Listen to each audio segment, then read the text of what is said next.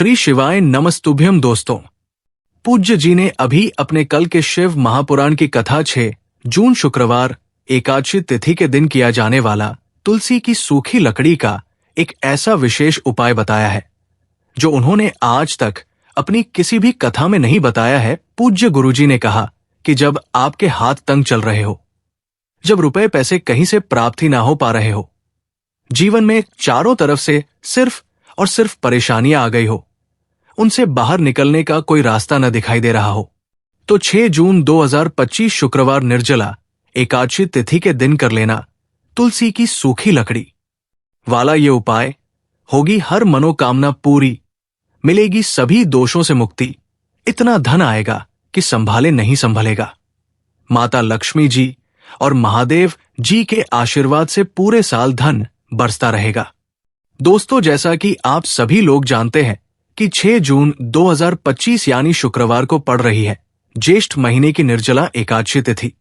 और दोस्तों, ये वह तिथि है जो ज्येष्ठ महीने में पढ़ने वाली सबसे बड़ी और ज्येष्ठ महीने की दूसरी रकतशी तिथि है, क्योंकि ये शुक्रवार के दिन पड़ रही है और हमारे हिंदू धर्म में इसका बहुत ही बड़ा और विशेष महत्व होता है।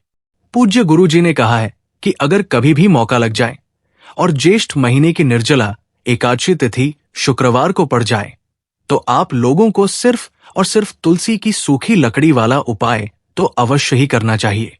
इन दोनों का सहयोग बहुत ही कम आता है। इसी के साथ में गुरु जी ने अपनी शिव पुराण कथा में बताया है कि इस दिन आपको तुलसी की सूखी लकड़ी वाला उपाय तो आपको अवश्य ही करना चाहिए, क्योंकि ऐसा दिन कई सालों में सिर्फ एक ही बार आता है। और दोस्तों, आप सभी लोग जानते हो कि शुक्रवार एकादशी का अगर सबसे बड़ा कोई उपाय है तो वो तुलसी की सूखी लकड़ी वाला उपाय है। तो दोस्तों, शुक्रवार निर्जला एकादशी तिथि के दिन आप लोगों को इस तुलसी की सूखी लकड़ी वाला उपाय को जरूर करना है। बहुत सारे लोग होंगे जिन लोगों ने इस उपाय को न किया हो, मतलब पूरा साल निकल गया, उन्होंने किसी भी दिन तुलसी की सूखी लकड़ी वाला उपाय को न किया हो। पर दोस्तों, आपके पास एक आखिरी मौका बचा हुआ है जो कि 6 जून शुक्रवार एकादशी तिथि के दिन है। इस दिन आप लोगों को इस वाले उपाय को जरूर कर लेना है। भले ही आपने पूरे महीने भर इस उपाय को न किया हो, पर अगर आपने इस ज्येष्ठ महीने के शुक्रवार एकादशी तिथि के दिन अगर इस वाले उपाय को कर लिया तो आपको इस उपाय को करने का फल मिलेगा जिसकी आपने कभी कल्पना भी नहीं करी होगी। इसीलिए आप लोग इस वाले उपाय को एक बार जरूर कर लेना है, ताकि आप लोगों के हाथ से ये मौका न जा सके और आपको इस उपाय को करने का फल मिल सके।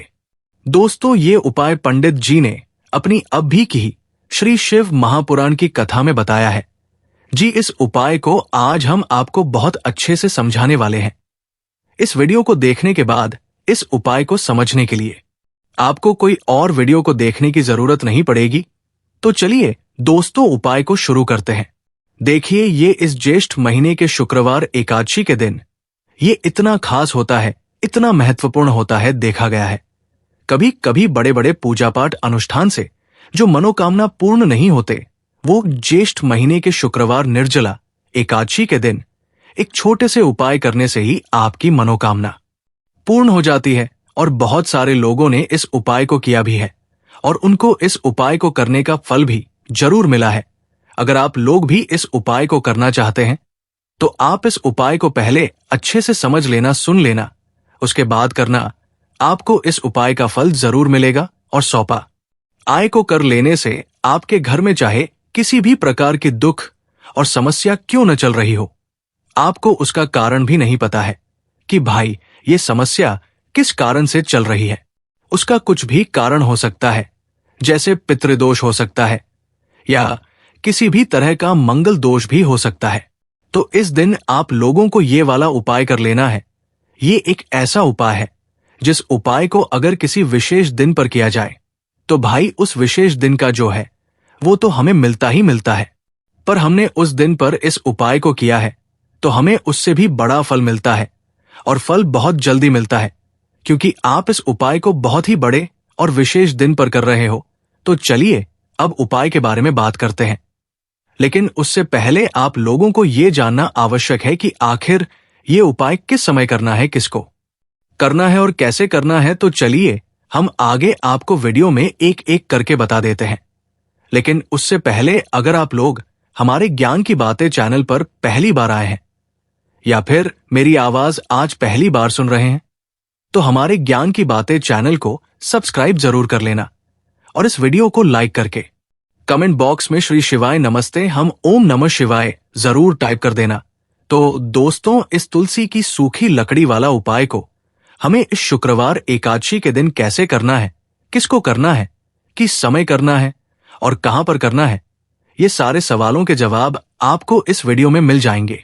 और जो ये वीडियो देखेगा भाई, उसको तुलसी की सूखी लकड़ी वाला उपाय जरूर करना चाहिए। बात आ जाए तुलसी की सूखी लकड़ी वाला उपाय की, तो ये सोने पर सुहागा वाली बात हो जाती है और ये एक बहुत ही बड़ा उपाय हो जाता है इस शुक्रवार एकादशी का। तो आप दोस्तों, इस तुलसी की सूखी लकड़ी उपाय को आखिर करना किसको है, सबसे पहले हम लोग वो बात जान लेते हैं।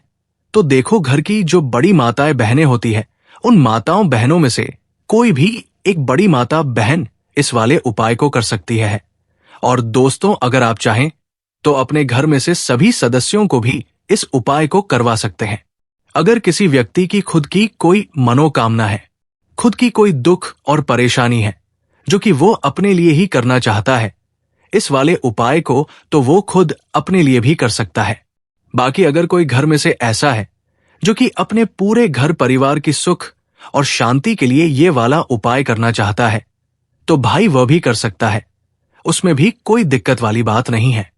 कहने का मतलब यह है कि इस उपाय को हर एक सदस्य भी कर सकता है और पूरे घर परिवार के सदस्य के लिए घर की बड़ी माताओं बहनों में से कोई एक माता बहन भी कर सकती है। माताएं बहनें अगर घर में उपस्थित ना हो या वो ये वाला उपाय न कर पा रही हो, तो फिर घर का कोई बड़ा सदस्य भी इस तुलसी की सूखी लकड़ी वाला उपाय को कर सकता है, चाहे फिर वो पुरुष ही क्यों ना हो, उसमें कोई भी दिक्कत वाली बात नहीं है।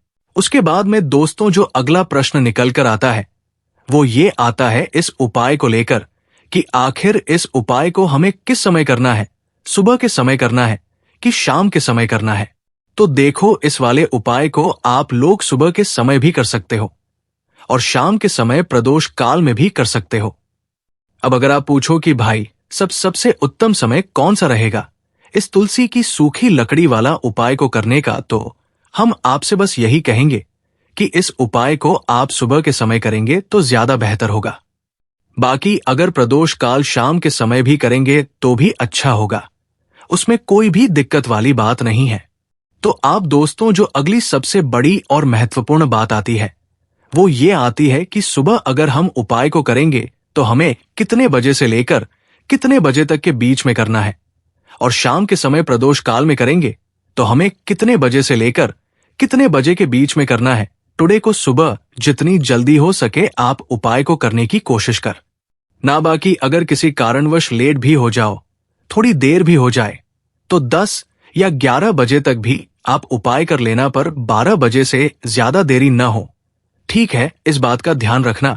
उसके बाद में दोस्तों, अगर शाम के समय प्रदोष काल की बात करें, प्रदोष काल का जो समय होता है वह शाम के 6 बजे से शुरू हो जाता है।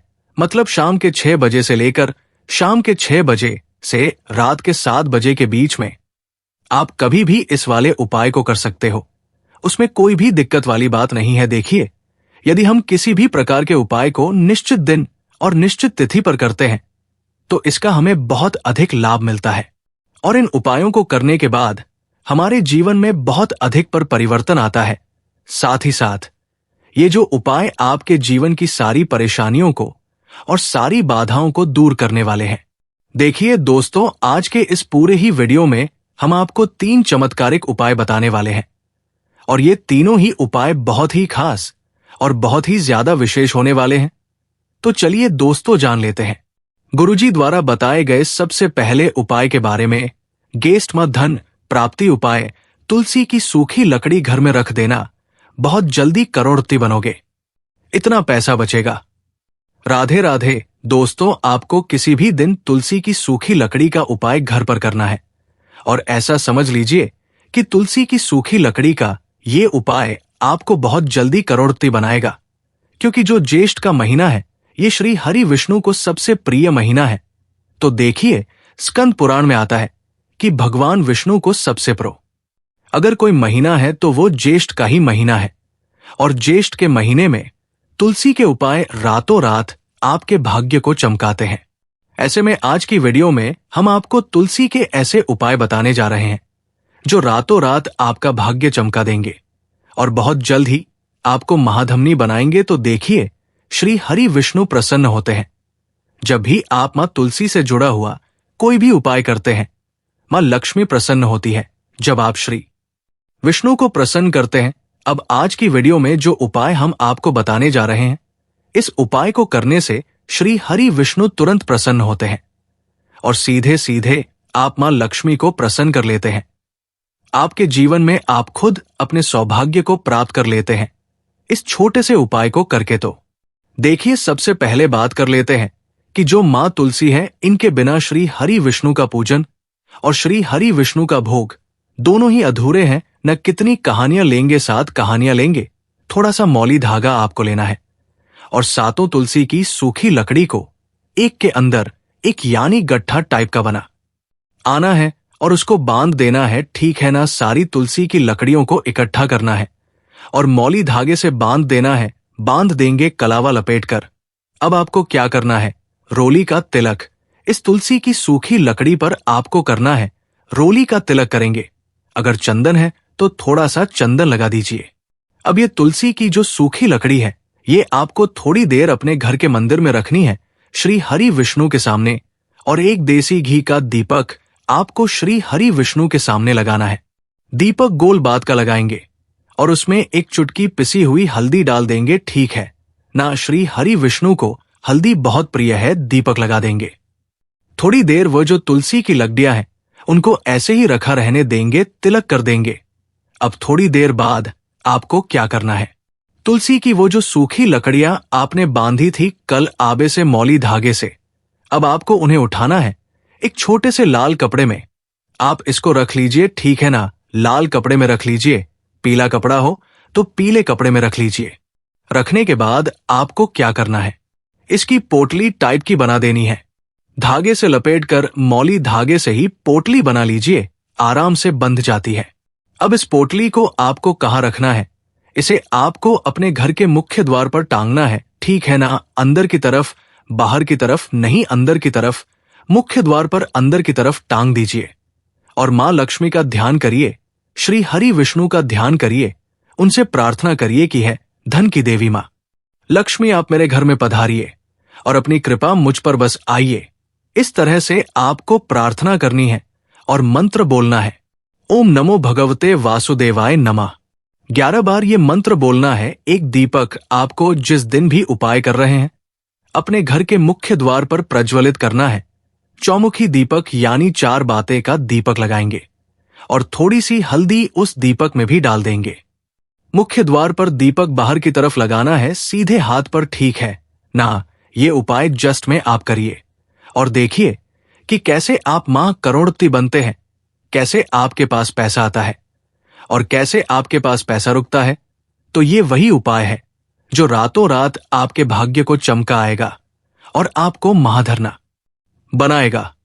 छोटा सा उपाय आपको मां करोड़पति बना देगा अगर सच्ची श्रद्धा से आपने इस उपाय को कर लिया। साथ ही साथ ज्येष्ठ के महीने में अगर कोई जूते का दान कर देता है, जूते चप्पलों का कोई दान कर दे, इस माह में तो समझ लीजिए उसे हर वो वस्तु मिलती है जिसकी वो कल्पना करता है, जिसकी वह चाहता है। आपने अगर कुछ ऐसा सोचा है कि हाँ, मुझे ये वस्तु या मुझे ये चीज मिल जाए, मेरी ये इच्छा पूरी हो जाए, आपकी कोई भी इच्छा अधूरी है, पूरी नहीं हो रही, तो ज्येष्ठ माह में आप चाहे एक व्यक्ति को दान करें, जूते या चप्पल का दान जरूर करिए। जल का दान इस माह में करिए और फिर देखिए कि आपका भाग्य कैसे आपका साथ देता है और कैसे आप अपने जीवन में आगे बढ़ते चले जाते हैं।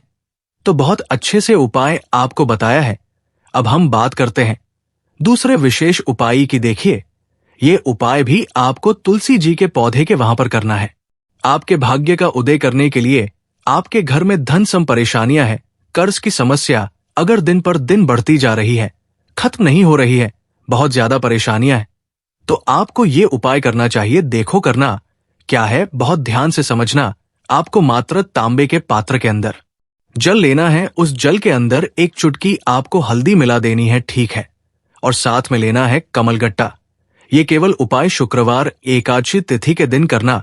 अगर आपको ऐसा लगता है कि आपके जीवन में अष्टलक्ष्मी का वास नहीं है, भाग्य का साथ आपको नहीं मिल पा रहा है, तो आप ये उपाय शनिवार के दिन कर सकते हैं, शुक्रवार एकादशी के दिन भी कर सकते हैं, ठीक है। शुक्रवार एकादशी के दिन आप ये उपाय कर सकते हैं।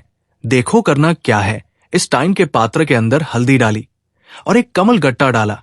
अब आपको तुलसी जी के वहां पर जाना है। देखिए, जब आप हल्दी डालोगे जल के पात्र के अंदर, तब आपको ओम नमो भगवते वासुदेवाय का 11 बार जाप करना है, फिर हल्दी डालना है।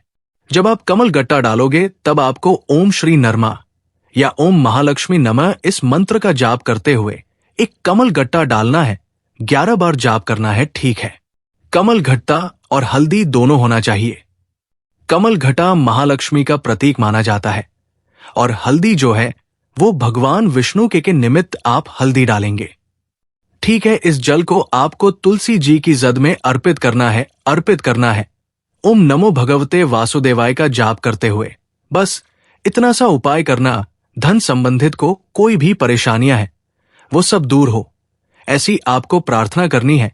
कर्ज से जुड़ी कोई परेशानी हो तो ऐसी प्रार्थना न करनी है कि ये दूर हो जाए, ऐसी कामना करते हुए ये दूसरा प्यारा सा उपाय आपको करना है। तो देखो, ये हो गया दूसरा उपाय जो कि आप सुबह से लेकर के शाम तक कर सकते हैं। शुक्रवार एकादशी के दिन सिर्फ एक बार ही करना है।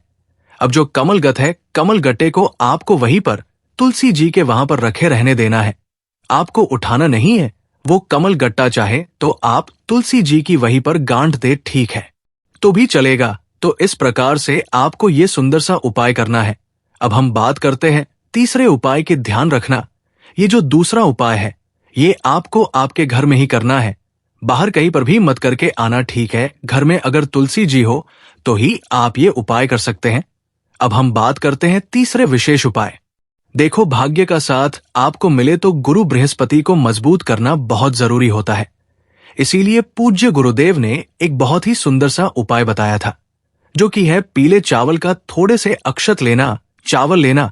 अगर आपको ऐसा लगता है ना कि आपको किसी भी चीज में सफलता नहीं मिल पा रही है, किस्मत का साथ आपको नहीं मिल पा रहा है, तो पीले चावल लेना। पीले चावल कैसे करोगे? 11 चावल लेना साहब, उसके अंदर पीली जो पीला चंदन है वो आपको मिला देना है और चावल को पीला रंग कर देना है, ठीक है। साथ में लेना है एक बेलपत्र और साथ में लेना है तांबे के पात्र के अंदर जल, ठीक है।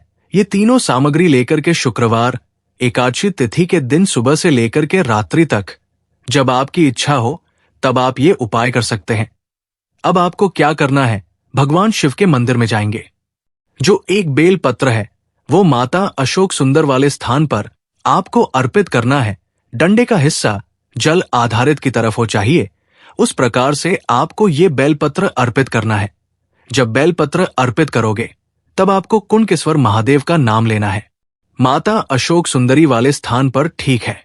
अब जो चावल के दाने हैं, जो अक्षत लेकर के आए हैं, वो भगवान शिव के शिवलिंग पर आपको अर्पित करना है। जब आप अर्पित करोगे तब आपको बृहस्पति शबर महादेव का नाम लेना है।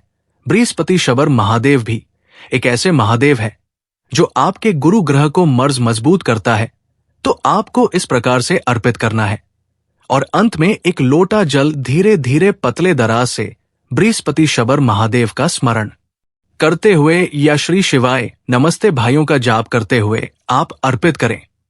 ये मात्र केवल और केवल शुक्रवार एकादशी के दिन किया जाता है और ये उपाय बहुत ही ज्यादा प्रभावशाली है। ध्यान रखना, हल्दी का उपयोग मत करना, चावल में पीला करना है। चावल को तो पीला चंदन ही होना चाहिए, ठीक है। अब ये जो उपाय जो भी करता है, निश्चित तौर पर उसके जीवन के सारे अंधकार दूर होते ही होते हैं, उसको सफलता भी मिलती है। बृहस्पति मजबूत होते हैं, किस्मत का साथ उसको मिलने लगता है। ये उपाय अगर आप प्रदोष काल के समय करते हैं तो और लाभकारी सिद्ध होता है।